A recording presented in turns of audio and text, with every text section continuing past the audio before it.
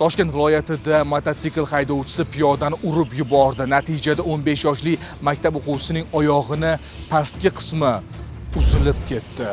Voqea 14-may kuni Olmaliq shahrida yuz bergan. Piyoda qiz yo'lning belgilanmagan qismidan kesib o'tayotganida ushbu dahshatli hodisa sodir bo'lgan.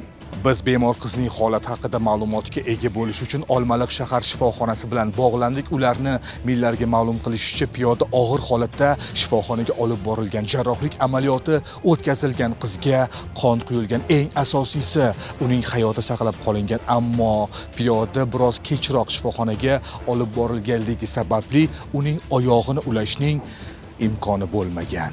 Olmaliq shahrida mototransport vositasi ishtirokida sodir bo'lgan yo'l transport hodisasi yuzasidan ma'lumot. 2026-yilning 14-may kuni soat taxminan 23:00 larda Toshkent viloyati Olmaliq shahri Amur Temur ko'chasida haydovchi 2003-yilda tug'ilgan fuqaro o'ziga tegishli bo'lgan mototsiklni boshqarib ketayotgan vaqtida yo'lni piyodalar uchun belgilanmagan qismidan kesib o'tayotgan 2011-yilda tug'ilgan piyodani urib yuborib, yo'l transport hodisasi sodir etgan.